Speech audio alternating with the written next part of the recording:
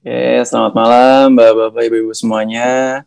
Om Swastiastu, Assalamualaikum warahmatullahi wabarakatuh. Shalom, namo budaya, dan salam kebajikan untuk kita semua. Oke, terima kasih Bung Reno atas kesempatannya. Senang sekali bisa bertemu kembali dengan Bapak-Bapak dan Ibu-Ibu.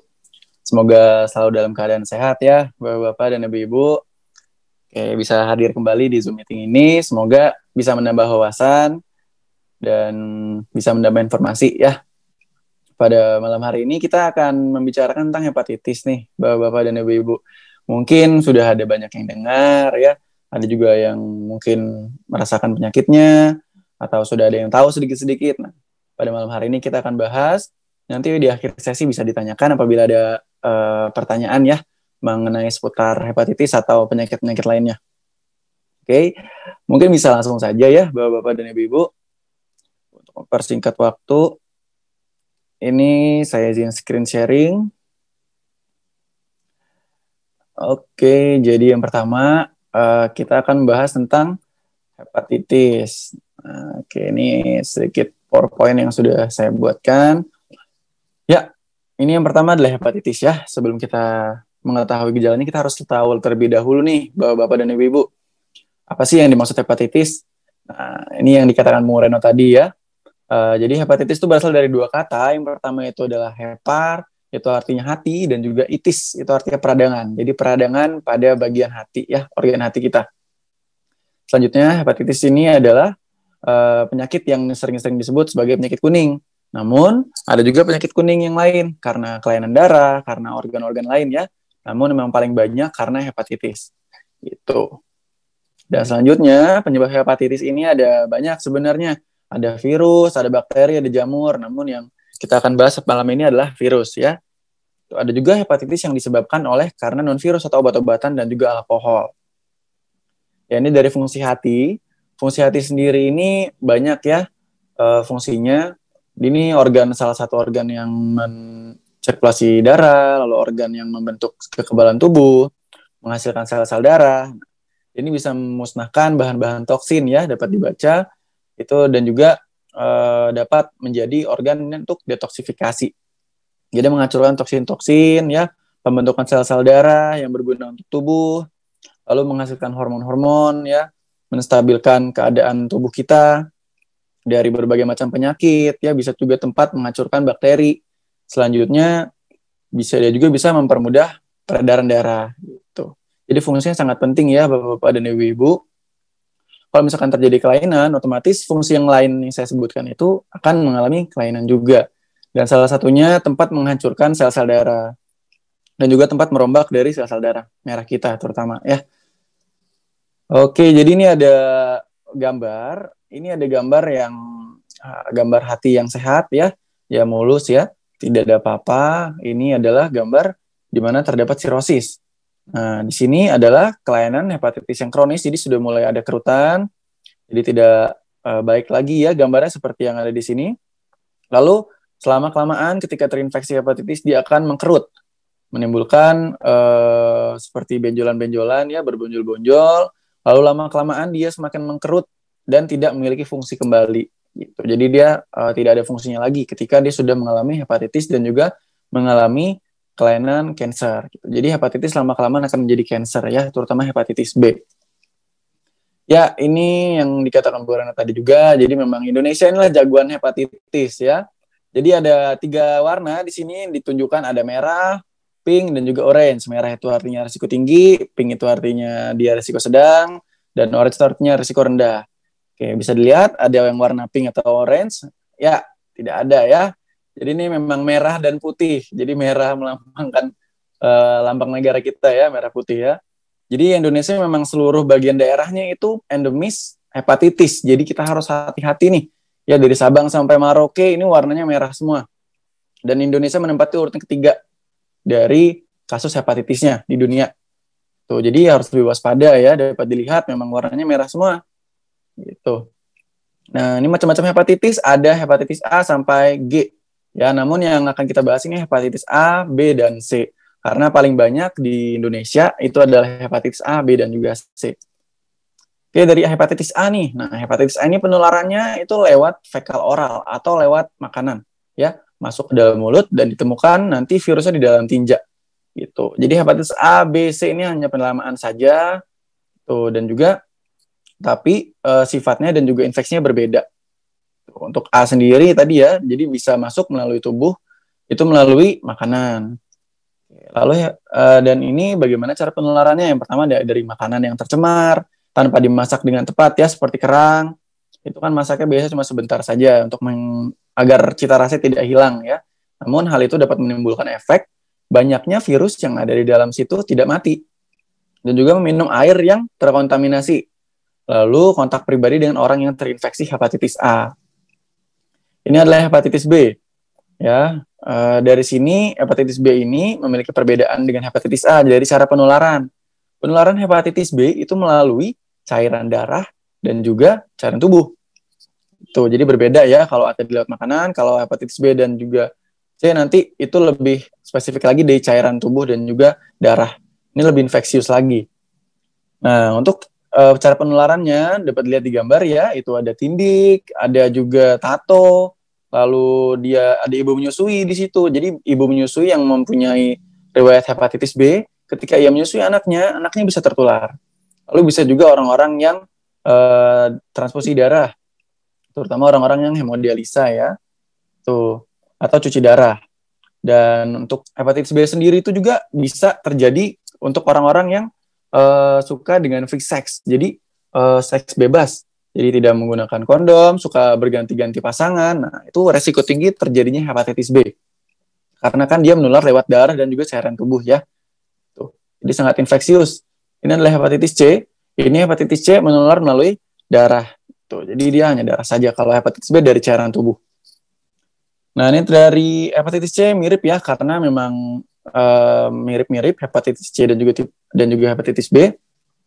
Ini penularannya lewat tindik, lalu ditato, penggunaan jarum suntik, lalu transfusi, dan juga bergonta-ganti pasangan tanpa menggunakan alat kondom gitu ya.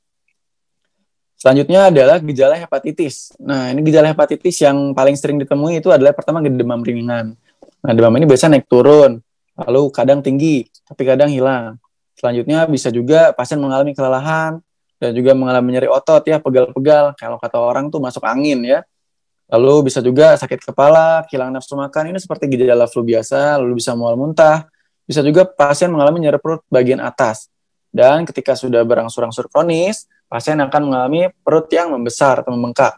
Dan ketika dicek, air seninya itu dia berwarna seperti teh ya, jadi pekat, bukan jernih lagi. Biasanya kan urin itu warnanya normalnya itu bening sampai dengan kekuningan, tapi jernih. Nah, kalau orang dengan hepatitis itu warnanya pekat seperti teh. Itu warna tinjanya juga pucat ya, dan pucat tidak berwarna.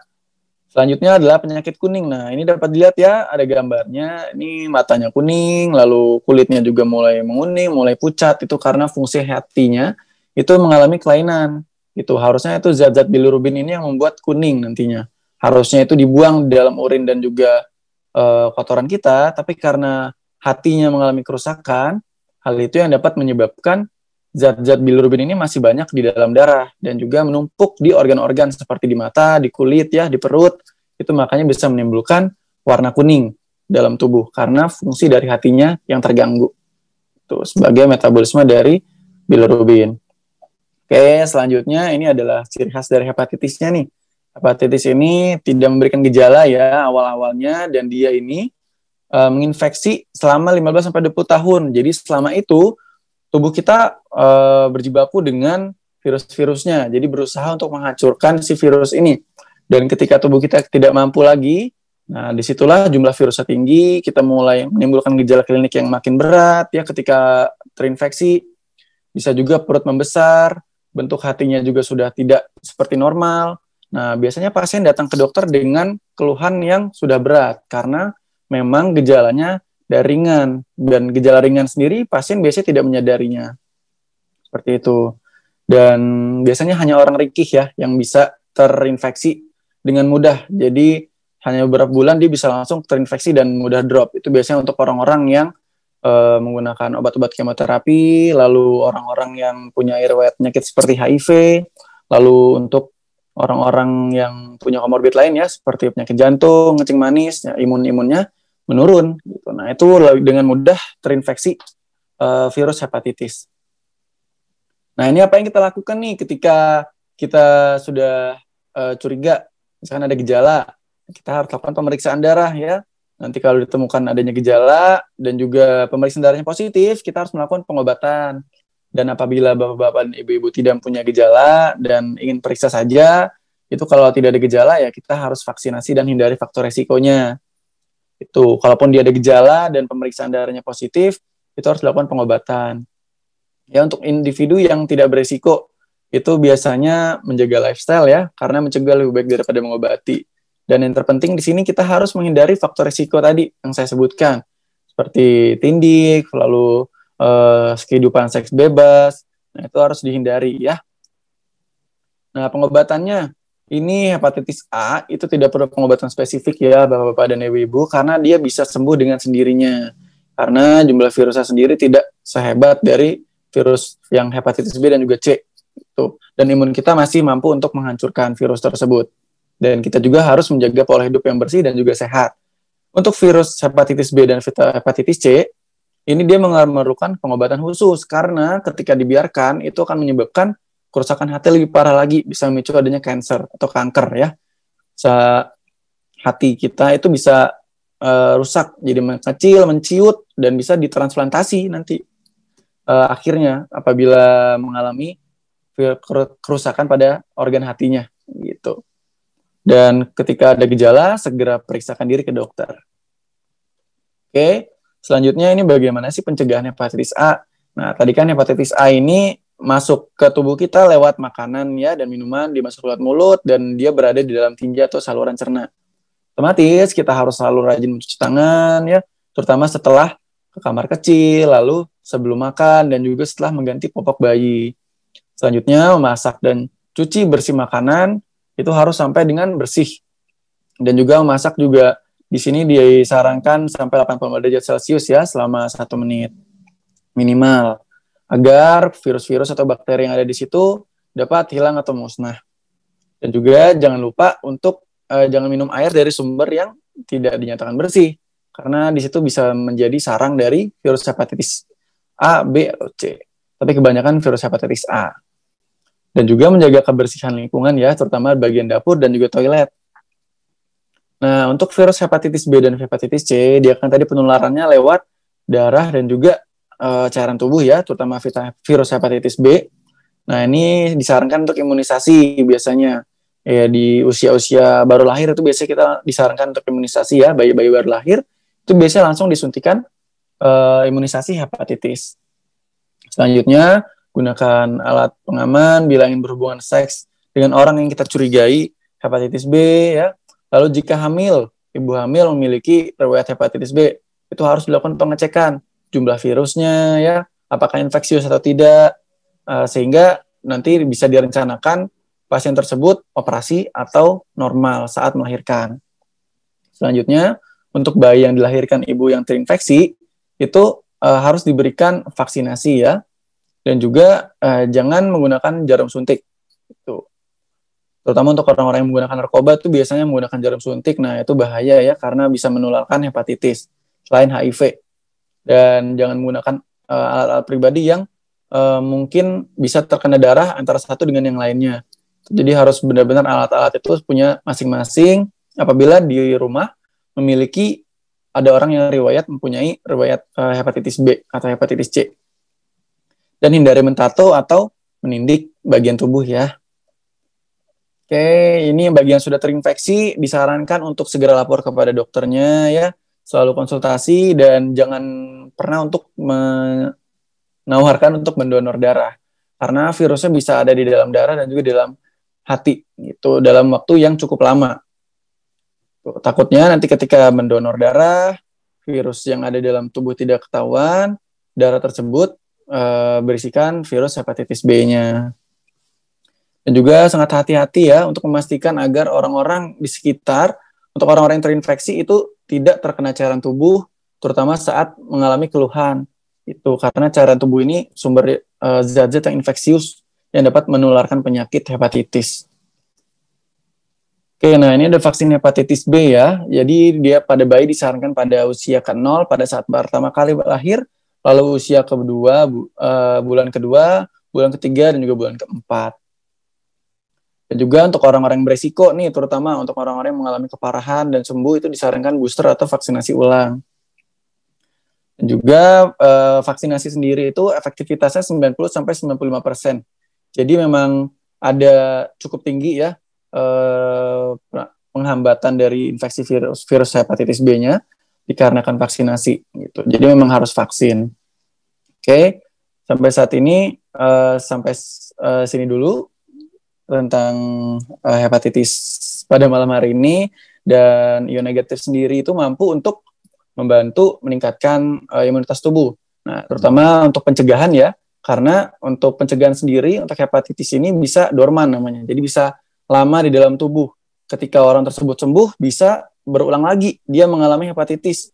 Jadi sangat penting untuk meningkatkan dan juga menjaga daya tahan tubuh.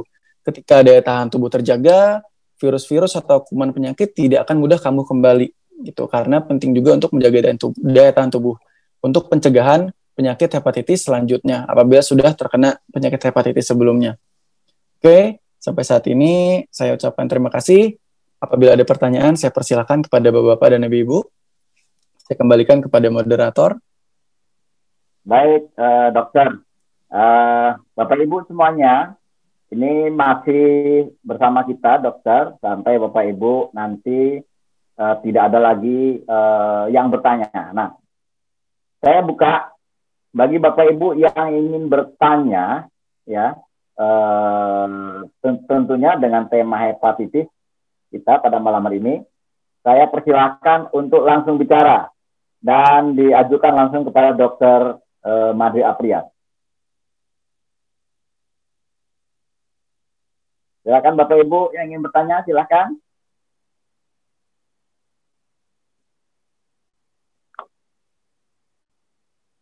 Ya, selamat malam Pak Warsito. Wah, suaranya nggak ada itu Pak Warsito. Sorry. Selamat malam, Moreno. Malam. Pak Warsito ingin bertanya, silakan. Iya, sambil menunggu pertanyaan yang lain ya. Ini mungkin berhubungan dengan saya. Saya dulu pernah mengalami penyakit hepatitis A ya, ini kan. Oke, Pak. 2010 lah itu ya. Saya udah berobat kemana-mana ya, maksudnya udah berupaya lah untuk berobat itu sebagai RSCM gitu kan. Dan saya memang ketika kena hepatitis itu dulu itu memang sempat ambruk dok, demam. Saya demam tinggi, dan ketika saya demam tiga harian tuh badan lemes sekali ya. Saya masih ingat tahun 2000 berapa ya? Tahun 2002 ya. Anak saya yang usia 2 tahun, saya nggak kuat gendong gitu. Itu saya bawa mobil, saya mual itu karena memang badan lemas sekali. Nah, saya berobat dan alhamdulillah sekarang sih sudah normal ya. Cuma terus terang saya juga belum cek lagi kondisi seperti apa sih gitu kan. Saya menganggap karena ini ketika saya pertama kali kena hepatitis, saya berpikir karena kan menurut dokter obatnya belum ada yang bisa menyembuhkan 100% ya. Dan menurut dokter spesialis hati itu ya kesembuhannya masih kecil lah. Sehingga saya berupaya untuk minum makan kerang, pokoknya yang amis baunya kan. Jadi sekarang saya sih merasa sehat ya. Saya belum berani mencoba tes lagi. Nah, ini peluangnya gimana dok? Apakah memang peluangnya sembuh atau memang masih ada kira-kira?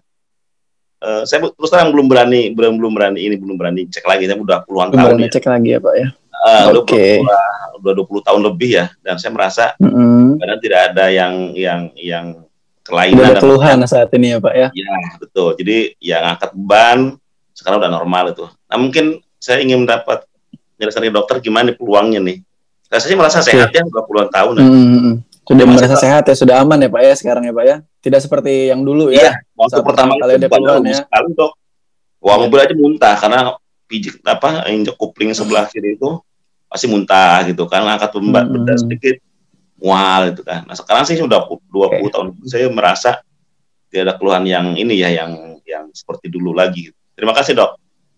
Oke, terima kasih Bapak Warsito ya.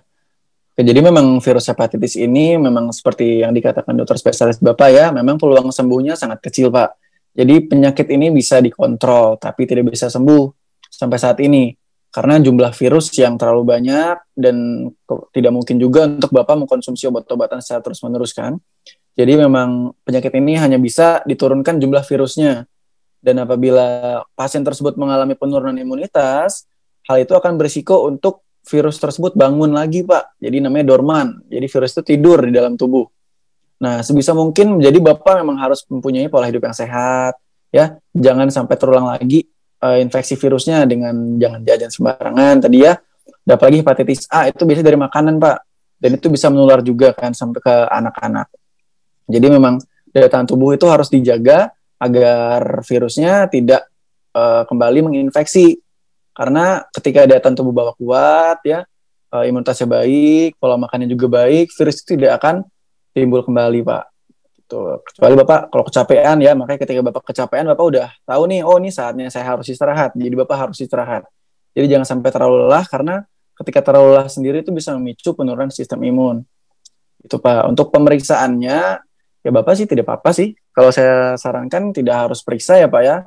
Kecuali Bapak memiliki keluhan yang sama seperti sebelumnya ya, demam tinggi, lalu mual muntah, mulai ada bagian kelopak mata atau bagian mata yang mulai menguning, kulitnya pucat. Nah, itu bisa disarankan untuk pemeriksaan. Dan hepatitis A ini juga cukup ringan ya Pak ya dibanding hepatitis B dan hepatitis C. Karena sejauh ini tidak menimbulkan adanya efek kanker gitu. Yang bahaya hepatitis B dan juga C. Itu dia lebih tinggi infeksinya Pak. Untuk A sendiri bisa dihancurkan dengan imunitas tubuh biasa. Seperti itu Pak. Iya, ini juga mungkin mudah-mudahan sih dengan menggunakan Zioq ini, kan kata Pak Jun, virus bisa dimatikan ya untuk yang COVID kan di sekitar pernapasan ya, paru-paru kan, di leher kan. Ya, ini saya juga mungkin pengen nanti dari teman-teman yang tahu, kalau seandainya dengan hepatitis, baiknya dipasang di mana gitu kan, misalnya. Kalau seandainya memang saya pakai di sabuk ya, di perut dengan di pinggang di belakang. Nah mungkin nanti teman-teman yang Pak Harsono ataupun Pak Juni ada pengalaman mengenai penempatan untuk, saya juga selama ini nggak pernah nggak ada keinginan untuk memeriksa, karena kalau sudah diperiksa masih positif gitu kan, takut juga ya Pak ya. Agak ya betul. Karena saya ketika kena jadi Pak, itu otak itu udah macam-macam udah. Jadi kan yang sakit malah pikirannya. Akhirnya saya udah setelah berupaya macam-macam udahlah, la haula wala quwata, jadi istilahnya berserah diri, berupaya aja. Saya menghilangkan, saya sembuh gitu kan. Ya alhamdulillah sekarang udah normal perasaan saya sih. Mungkin ya dengan Zioq mudah-mudahan bisa menambah imunitas tubuh sehingga nanti virusnya bisa terbunuh gitu. Terima kasih. Semoga iya Pak, amin. Semoga tidak kambuh lagi ya Pak ya. Mungkin bisa diletakkan di organ yang mengalami kelainan Pak. Kan kita tahu hepar atau hati itu ada di bagian perut tengah ya. Nah itu bisa diletakkan di dekat situ Pak. Jadi semakin dekat lebih baik ya. Seperti itu Pak. Semoga tidak kambuh lagi ya Pak. Sehat selalu Bapak. Ya, makasih. Ada yang lain mungkin. Yang penting penggunaan Zioq-nya ditambah, itu aja. 4 lah cukup ya. Hah? Beli lagi 4, 8 ya. Siap, 10 masih ada stoknya kok. Bonusnya kan terjebak bonusnya. Bener, saya baru ingat loh, saya baru ingat sekarang, saya tuh pernah hepatitis gitu. Selama ini saya nggak pernah memikirkan, pokoknya nggak mau pokoknya. Oke. Jadi saya baru keinget hari ini ya Pak. Iya, dengar penjelasan dari dokter, saya pernah penyakit gitu kan, mudah-mudahan saya mengorek luka lama berarti ini Pak. Oke, makasih dok ya. Mungkin yang lain silakan. Sehat selalu Bapak Warsito. Amin, makasih. Pak Warsito, mudah-mudahan bukan luka lama yang bersemi kembali ya. Mudah-mudahan ya, janganlah ya. Siap. Semoga selalu sehat. Mudah-mudahan diangkat penyakitnya. Amin. Amin, amin, amin. Makasih ya, Bung Reno. Oke, Pak Rotika, terima kasih. Yang lain mungkin Bapak Ibu? Mumpung masih Dokter Made yang ingin bertanya tentang penyakit. Ya, sayang nih, narasumber. Sayang sekali. Boleh, silakan Pak. Sebelum bertanya dilarang, Pak. Umi Santi, silakan, mumpung ada Dokter Made tentang penyakit nih.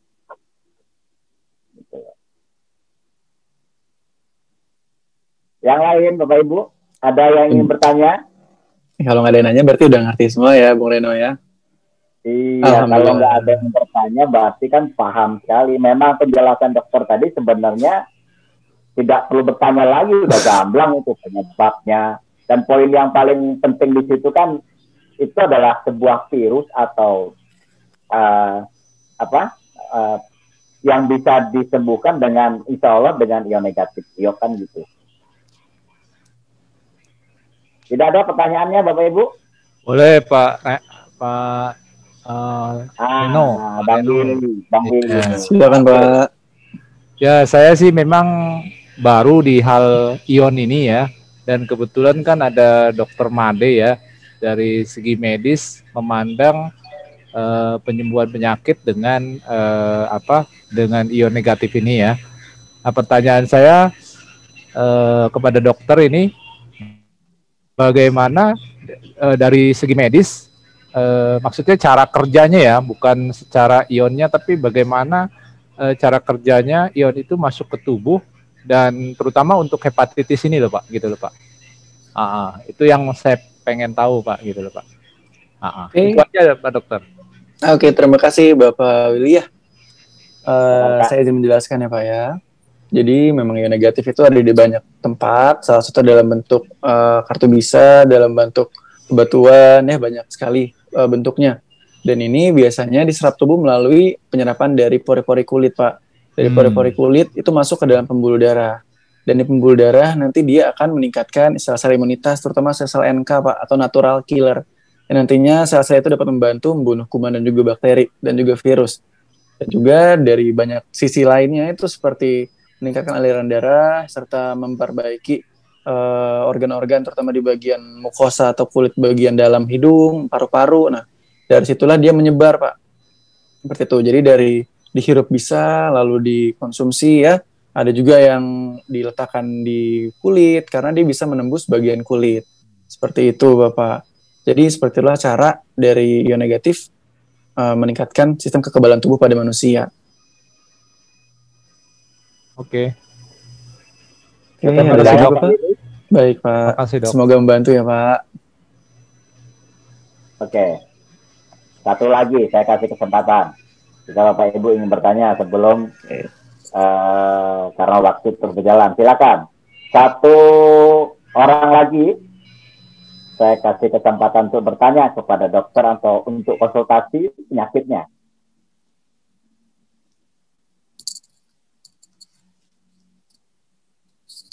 Sepertinya sudah paham semua nih, Bung Reno. Paham semua nih, sudah paham semua. Karena memang penjelasan dokter tadi sudah gamblang.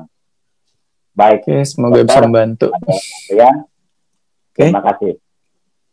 Oke, terima kasih Bung Reno atas kesempatannya. Terima kasih Bapak-Bapak dan Ibu-Ibu sudah hadir.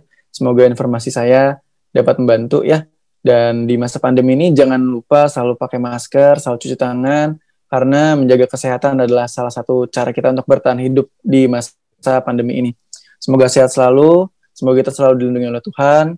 Saya akhiri, selamat malam, saya Dr. Made. Swastiastu, Assalamualaikum warahmatullahi wabarakatuh. Shalom, nama budaya dan salam kebajikan. Terima kasih semuanya, Bapak-Bapak dan Ibu-Ibu. Selamat malam. Tepuk tangan di kolom komentar Bapak Ibu untuk narasumber kita yang pertama. Baik, terima kasih.